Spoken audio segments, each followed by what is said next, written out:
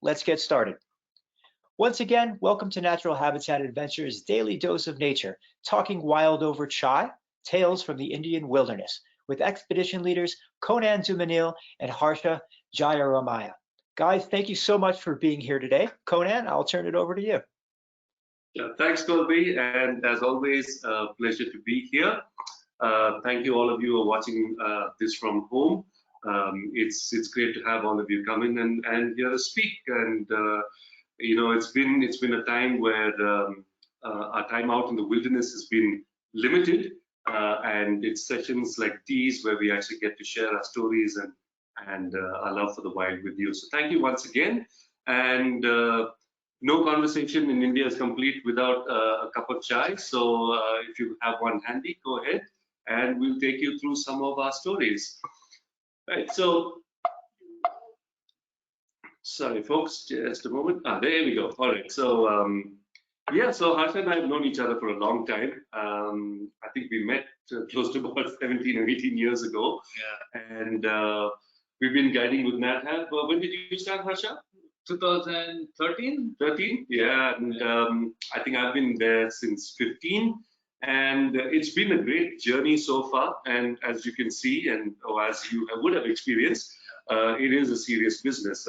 We take our jobs very, very seriously, but you know, spending time out in the wild is great, and I think both of us share this mutual affection of sharing our knowledge and our experiences with others.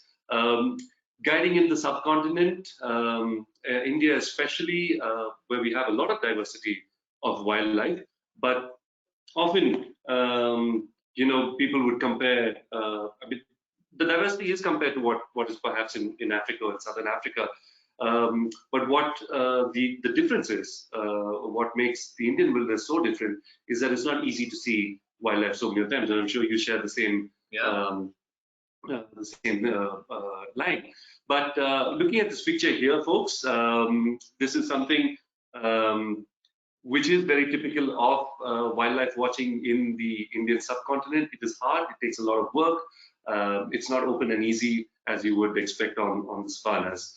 But nonetheless, we have some really, really cool animals we want to introduce you to and share some of our knowledge and experience over the years with you. Right, so thank you once again, and let's dive straight in.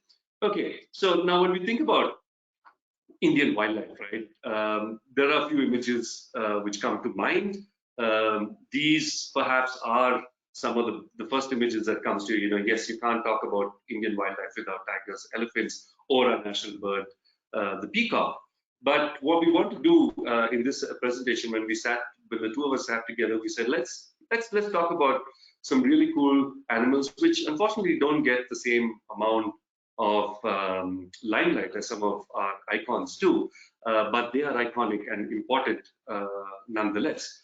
So over the next few slides, we'll be talking at some of these cool species, some of the habitats that they live in, what makes it so special, and why we actually like going there, and what makes and why we love our jobs so much. Yeah.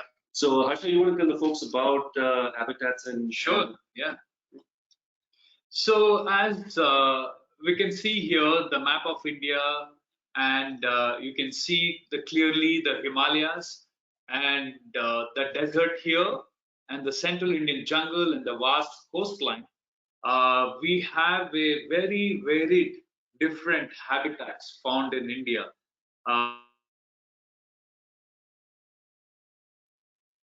I think you should be able to see visuals now. Leopard and the lion. Perfect. Thank you very much. And again, thank you for everyone for holding on, and sorry for this inconvenience. All right, so here we go. So this state has two of the big cats which we have in the country. Possibly three. There's been a reporting of tigers somewhere around the borders as well, yeah, straight in from another state. But yeah, Asiatic lions, the only population left in the world, and the great population of leopards as well. But our story, however, is not on these two cats. The antelope here, which we'll be looking at, is the black buck and the nilgai, which is the largest antelope we have in the country. And both of these form a prey base for the Indian grey wolf, or the plains wolf, as we see. Now, this was my first sighting of wolves in my entire history of guiding, Harsha, and I think your first sighting is always that special. Again, we were driving through, we were looking for birds mainly, and of course the lovely blackbuck and so on, and then we spotted these little 3 brownish gray blobs, some were just hiding or moving around the grassland, and immediately, you know, you know it's not a herbivore, and just the gait that these wolves have, immediately I thought to myself, could it be? But you know, it could have been a jackal or so on. But then as we got closer and as they showed themselves, it turned out to be the Indian wolf. And there was this pack of 3 which we saw, and it was a fantastic sighting. They'd probably just come back after feeding and a hunt.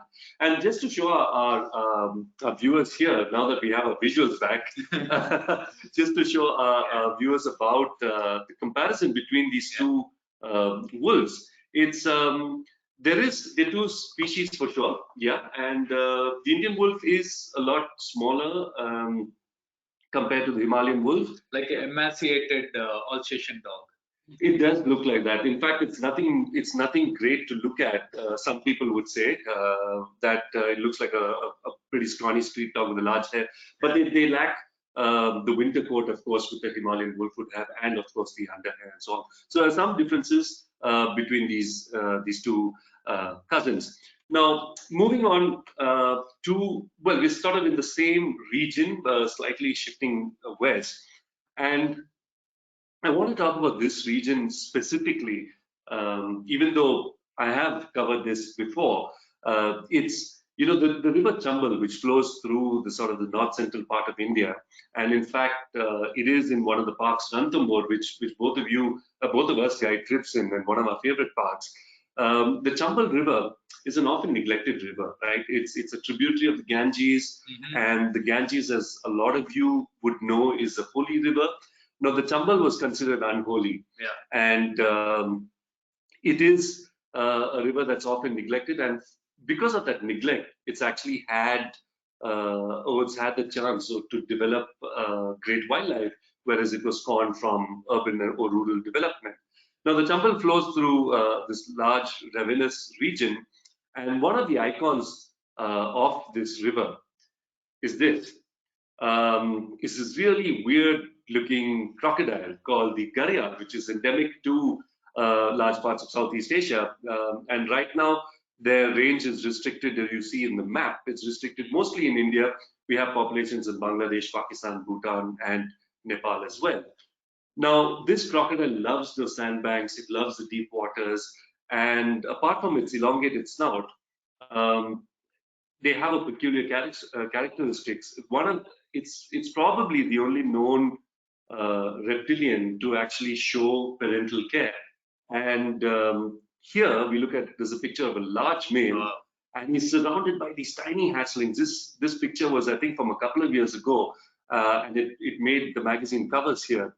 And these are hatchlings from several females. They're known to keep a harem and have several females with probably one male. So that's a male taking care of all the young. That's a male taking care of all the young ones. Now, the male, or that has this bulbous structure on the tip of the snout called, in Hindi we call it ghara, which means a pot, right? And the females don't have it. And while little is known what this does, but it could be that it amplifies sounds in the water, so you can collect the hatchlings back.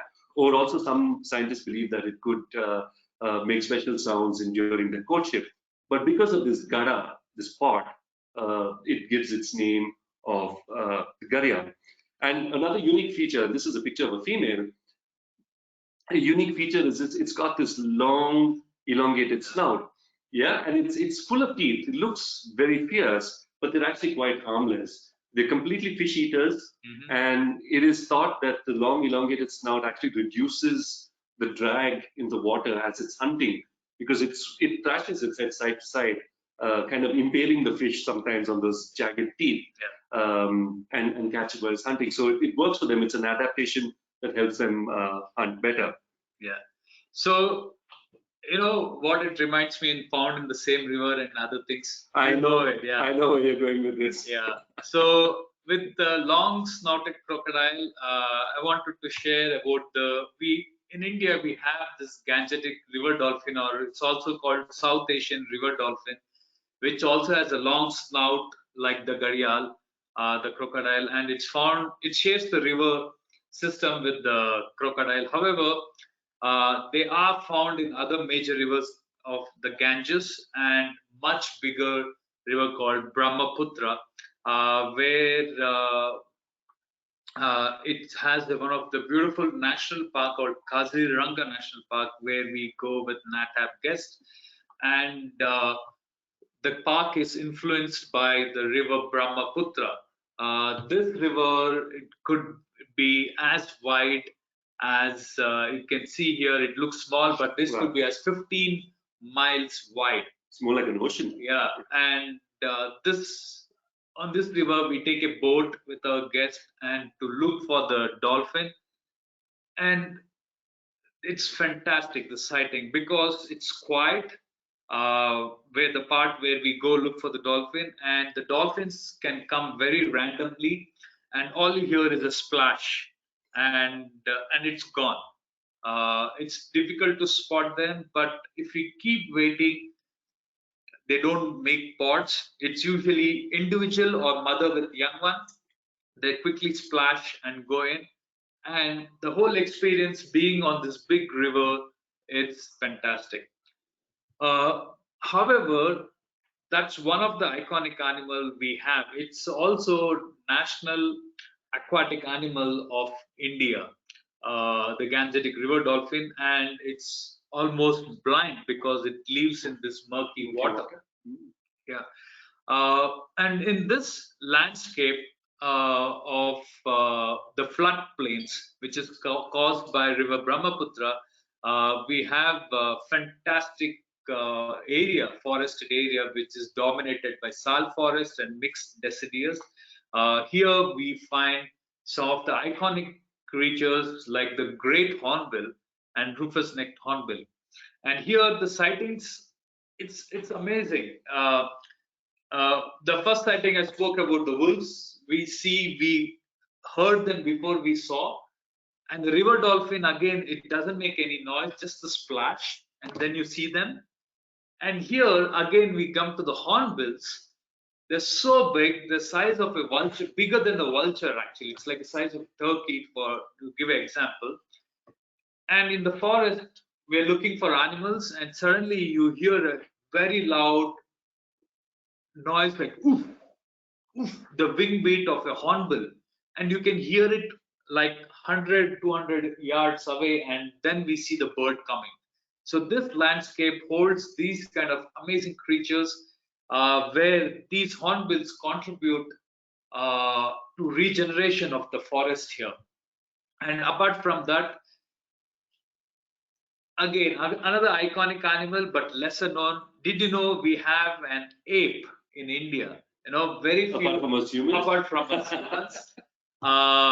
Of course, when we talk about apes, we all think of great apes, the chimps, the gorillas, and orangutan of Southeast in Borneo. But the lesser apes, we have gibbons in this region where I was talking about. Hulok gibbon, look at this beautiful white eyebrow. This is a male. Interesting, the female is like a blonde color. And you can see the young one here. They are born in this color.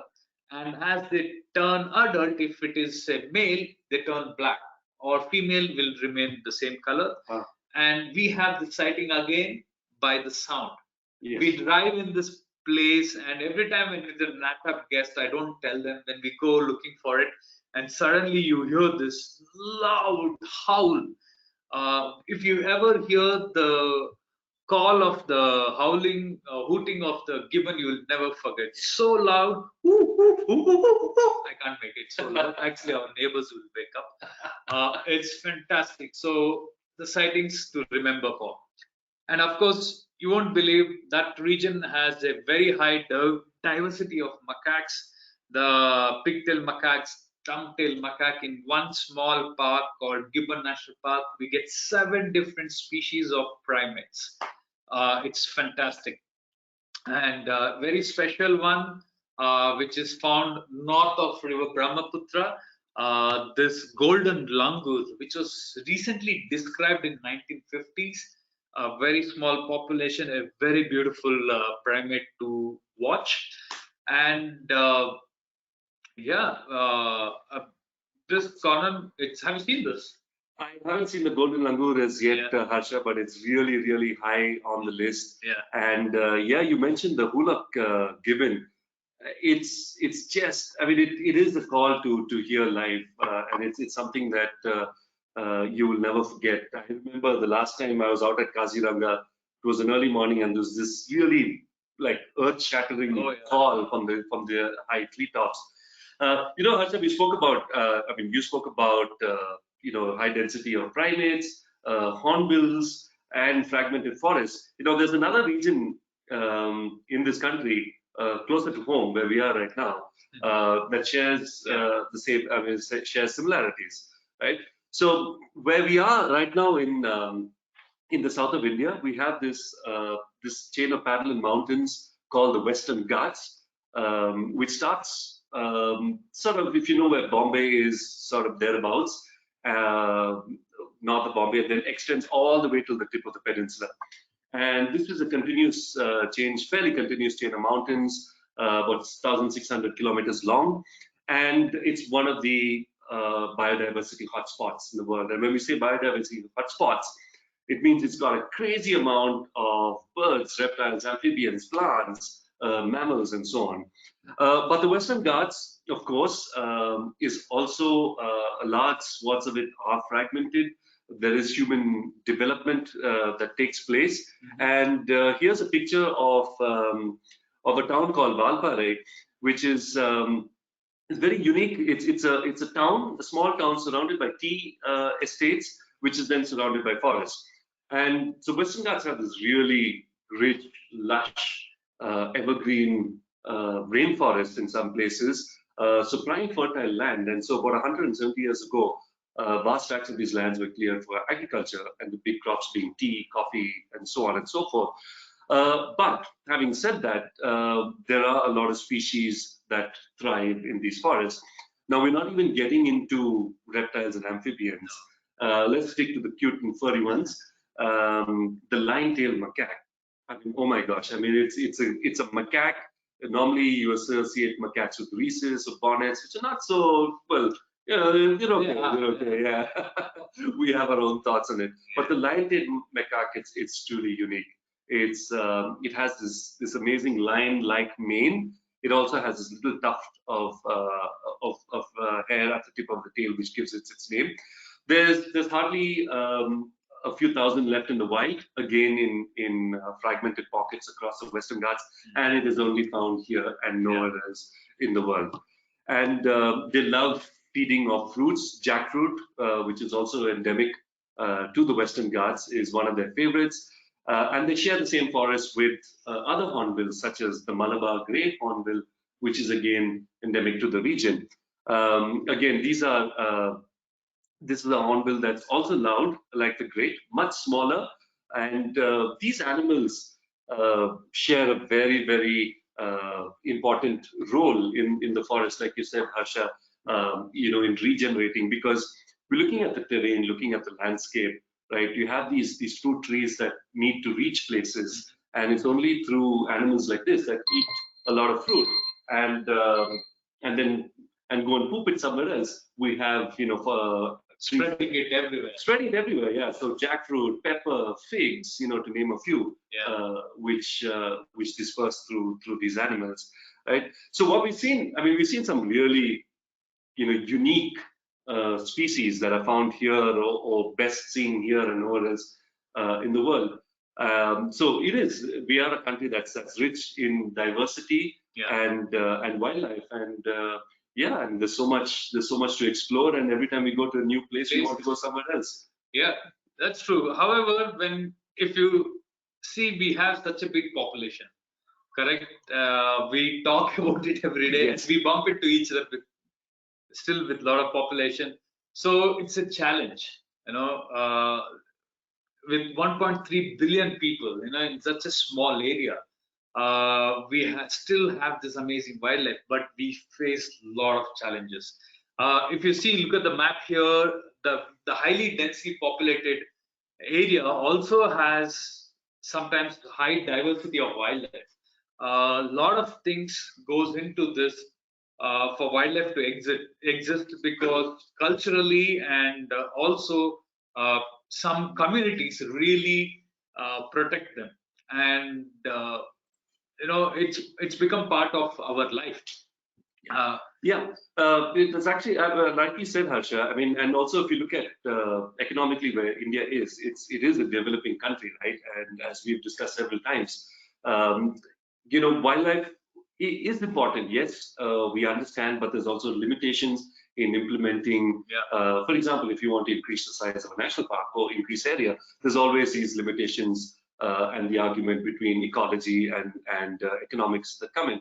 But having said that, India has always been a country that has, at least back in history or ancient history, it's been a country that has coexisted with wildlife. And when we look at the maps from the two pictures and from the previous slide and bring them with these pictures, this is something we see quite often. There are communities in the country, like you said, that coexist with wildlife. There is a community we know in the western state of Rajasthan that are absolutely at home living with leopards on their rooftops or near their houses and don't care. You can see that there. Yeah, absolutely, right? Next to the temple. And Harsha, you've been to Bombay several times. This site here is a very common site in Mumbai, also Bombay, to see flamingos with the background of the skyline, right? But not always. The situation is not always this peaceful. When humans and animals react, there is also conflict. Last year, if I remember right, this young naturalist photographer put up this picture of these elephants getting chased by a mob because they've wandered into an agricultural area. And agriculture is the primary source of income for a lot of people in the country. And it is when your livelihood is threatened, it makes people do different things. This picture, if you remember, this was from about 6 years ago from the town we live in Bangalore. Not far from here. Not far from here at all. And this was a leopard that strayed into a school campus, folks. And this was luckily on a Sunday at around, I think, just past midnight. And they caught a picture of him on CCTV camera. But this leopard was caught and released. We went to a rehab center and then was released into the wild eventually. But not all leopards are that lucky. A lot of them end up at the fury of the mob. But Harsha, so we said we are a country that has a growing human population, but our wildlife population also is sort of increasing in places. Wouldn't you agree? Yeah. So if you look at this picture, look at the shot. Siddharth photographed this in Dudhwa, again in the foothills of Himalayas. The tiger with 5 cubs. Wow! It's such a rare sighting. It's average they have 2 to 4, and less than 50% of the cubs makes it to an adulthood. And after that, becoming to an adult to survive for long, it's even a challenge. Like you said, yes, there are some success stories. With 1.3 billion people, developing country, we have a lot of other priorities than wildlife. So few of the places they've been successfully protected. So some of those parks we are seeing results, like the famous tiger of Ranthambore, your favorite, has raised, what's her name? Krishna and Arrowhead. Yes. Yeah, they have raised successfully many litters, and one particular one in central India called Collar Valley, because she had a radio collar. It's fantastic. She had so many litters of cubs of 4 and 5, and all became adult and dispersed. Of course, the few died, some litters, but she was, just making babies. So that area was protected. So we have these few pockets of national parks which are well protected, and Of course, there are some which are not, especially when the tiger goes outside the park and to these areas called corridor connectivity. Yes. That's where we face challenge. Yeah. Harsha, I'm sure you'll agree with me in your experience. I remember early back in the days when we started guiding, you'd often see, well, you were lucky enough to see a cub. You're lucky enough to see a tiger firstly, and then cubs. Yeah. But wouldn't you say in the past maybe 5 to 10 years, we're seeing a lot more of these cubs reaching adulthood, also because many people are looking at them now, a lot of people are reporting them. So we are seeing definitely a lot more cubs reach adulthood in these protected areas because it's an overall protection for them, protection for prey, which prompts protection to the lesser known iconic species. Yeah, true. And we talk about longer breeding cycles here, ample prey base, so definitely worth an increase in number. But it's nice to see that. But when you put that in perspective with some of the data we're looking at here, India has, of course, the tiger population has well practically doubled, I would say, in the past decade and so. Right, but we also have a growing population of elephants, and on the other hand, we also have a growing human population as well, though not as rapidly as it was. So one would ask the question: so where do we make space? How do we live together? I mean, and I mentioned earlier, we were historically a nation that propagated ahimsa and well-being of everything around us, and but somewhere along the way, I think we priorities changed, focuses shifted. So animals do get the rap. And I think all of this stems from a basic problem of a disconnect with the wild spaces we have with us, with nature in general. Our rapidly developing urban populations don't know what it is to be in a forest. And so that shift of development has caused this disconnect. And I think you would probably agree with me here. I think if we were to talk about conservation, one has to relate to it. Correct. And I think one relates to it only when one is able to see it. And you and I, I'm sure, have encountered in a lot of our work. I think the first step basically is empathizing, is caring for something that is different, caring for something that's outside your known world. And I think the way forward here, to put it or to oversimplify it, is start with education. I know in spite of government rehabilitation schemes, relocation that happens for a lot of these animals, compensation that happens for people who lose their cattle or lose their livelihoods. But you may have all of this, but I think it only exists with a strong educating, with a strong focus on education and teaching the generations that come about their forests and the natural wild spaces.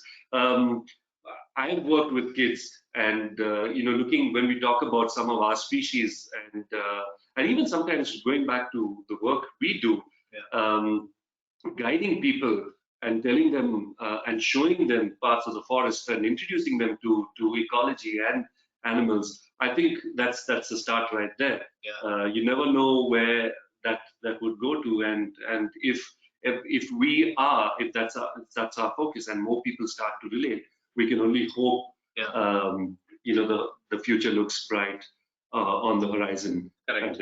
Right? Do you want to? No, I agree with you completely, and it like we have seen with our experience when we go, like I work with local communities in making training them as a guide to take people around, and they have seen all their wildlife all their life, but when they see that people coming from outside enjoy looking at the wildlife, which is very common for them, they have more value. However, I completely agree, like education is very important, because it's we, the city people, who consume more. The people there are hardly having any negative impact on the wildlife. They may be hunting small stuff, but if they learn more, that there's more value, they will protect them from other people coming and taking over. And it's a big challenge in India. It is. And I think to sum it all up, it's a land of great diversity. There is scope. We are also seeing a strong movement of people focused towards conservation, and we hope this continues, and the future generations also buy into this concept and are invested and see the value in it. So with that thought, folks, and with this lovely picture of this tiger sitting in this beautiful Terai forest, we end our presentation. And I know we've spilled over a little bit, but we'd love to hear from you and some of the questions you have. So over to you, Colby. All right. Conan and Harsha, thank you so much for sticking it out with us today. As always, it was a wonderful presentation, and I'm glad we were able to make it work. I want to pass on that I've received a number of comments from our viewers thanking you for making it happen, and they noted how much they love the Chai guys and look forward to your Friday talk. So thank you very much for that. Also, on behalf of the viewers, to start off our Q&A, and before I do this, I'll remind everyone that if you haven't submitted your questions already, you're welcome to do so in the Q&A panel of your GoToWebinar control panel.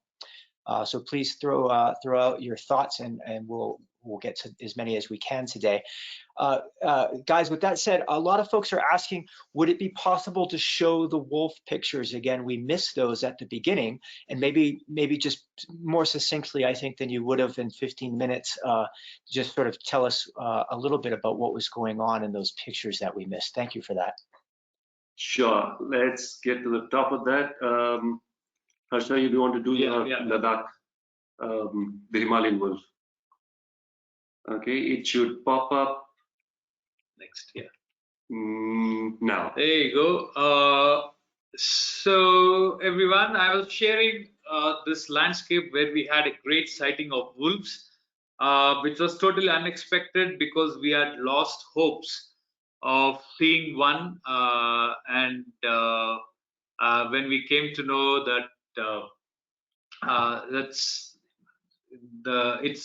it's not the person who are taking us, not the person who had seen the wolves in that. His friend's friend had seen the wolves there, but when we waited there, we were tired, and suddenly we heard the wolves howling. And in that landscape, in the higher Himalayas, the breeze had just stopped, and in the valley, it echoed. It's so loud, as if we were trapped in a room with wolves howling. It was, if whenever I talk, I was telling, whenever I talk about that, I get goosebumps. And we saw the whole pack howling together, young ones joined by the adults, and they were much higher, and they went on howling, and we could see through binoculars. And we learned much later that each wolf have a signature call. That means you can identify by the call which particular individual wolves was calling. So that was my wolf story. Wow. And Conan spoke about I can't imagine how cool that must have been sounded, amplified by that valley, the acoustics. So I wasn't as lucky as you, Harsha. I only saw 3 wolves on my first time out. And here's a picture. It's a series of shots, folks, starting from the top left to the final shot on the bottom left. So we saw them. I think they came back from a hunt, because they usually hunt at night, especially in areas which are slightly disturbed or on the boundary with villages. So they come back during the day to den up and rest. And we saw the 3 of them. They were sort of very playful, as if you've seen wolves before, like your dogs, a pack of dogs would do. And here's just for our viewers to compare.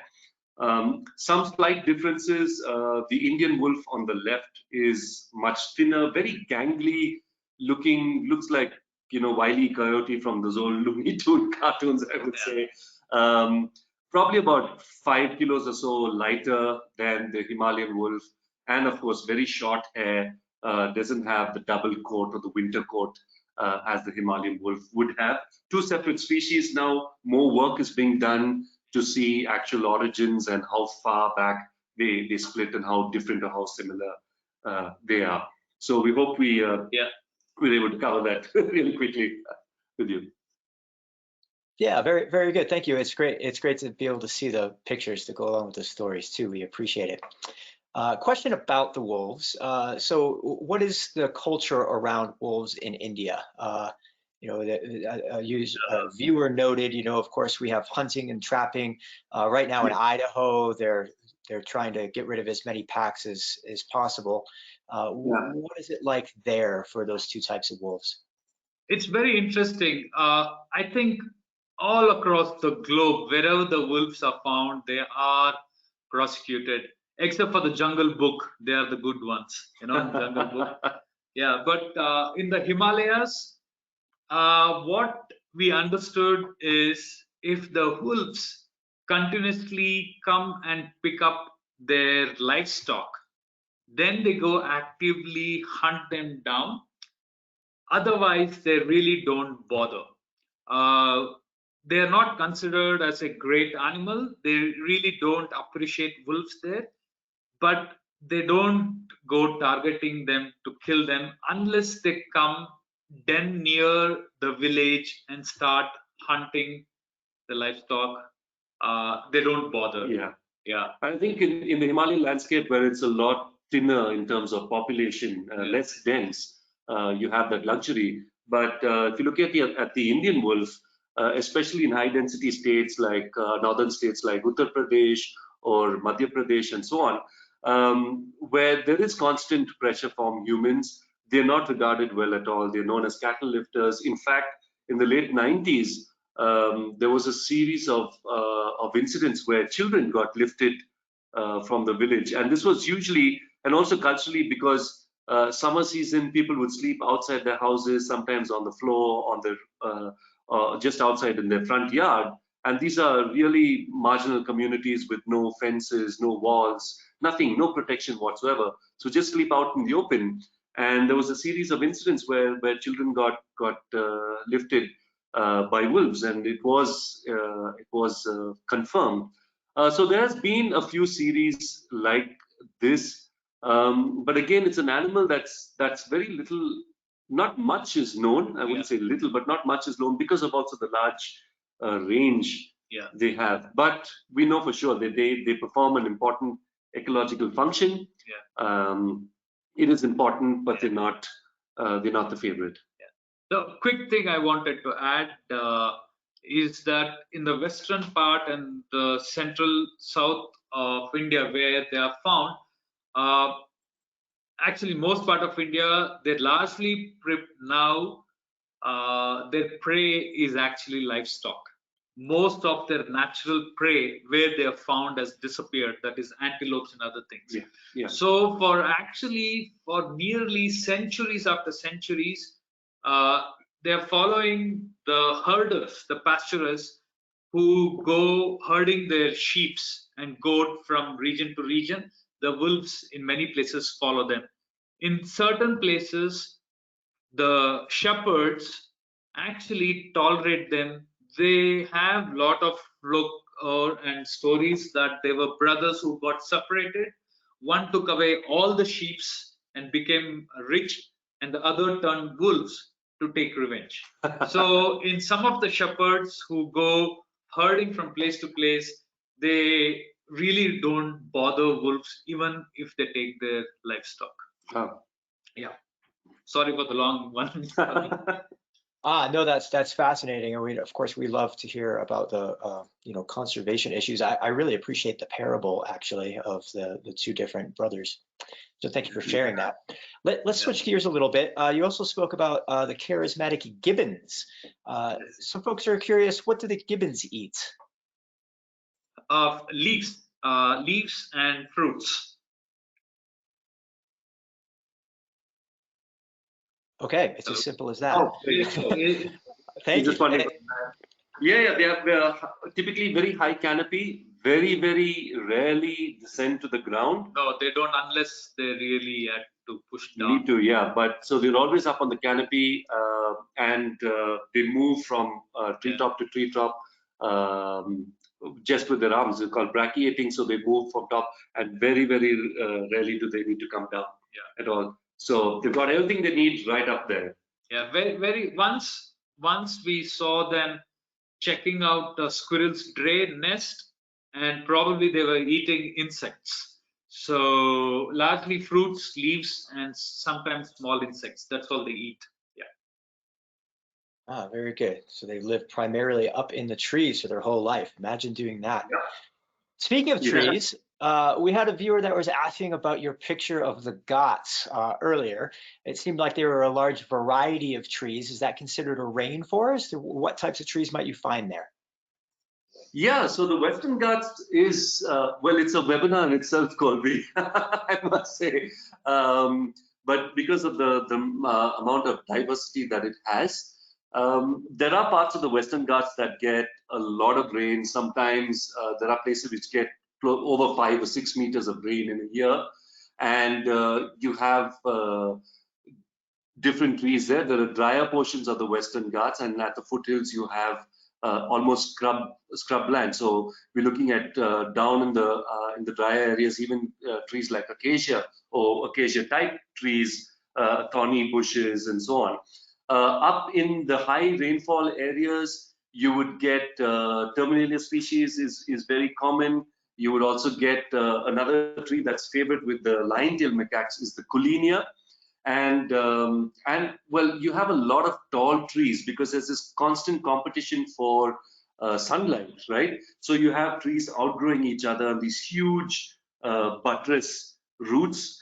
You also have a very interesting phenomenon called the Myristrica swamp. Myristrica, folks would know, is the same genus as nutmeg, but there are a lot of these waterlogged areas which has this endemic species of Myristrica that grows there. Other notable trees are teak, rosewood, sandalwood, Dipterocarpus, axlewood. What else do we get? Yeah, most of these what you said. Yeah, and many more. Yeah, rainforest. Yeah, big chunk of rainforest. Okay, well, guys, that's the last question we have time for today. So thank you very much for indulging us. With that, I'll throw it back over to you for closing comments. Thank you, everyone, for giving us this opportunity. I know we had a little bit of lag and we had to rush through. Thank you, Colby, for hosting us. So what we wanted to show and tell, probably more will come, is that when people visit us, they see, of course, the tiger, the Taj Mahal, the elephant. But what surprises them is when they come across this lesser known species.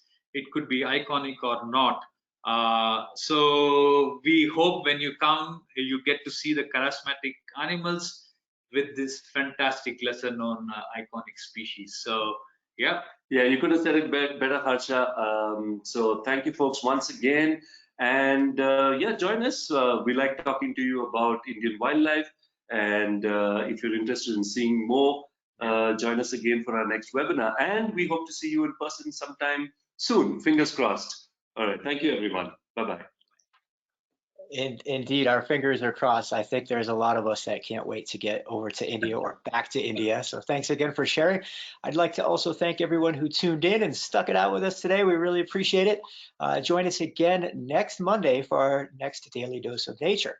You can check out next week's lineup, including registration links, on our website at nathab.com/webinars. We did record today's presentation. It's going to take a little bit for me to edit it down, but I'll do it, and I'll have the replay available on our website for you shortly. And with that, I'll conclude today's webinar. Thanks, everybody. Have a good weekend. Bye. Bye.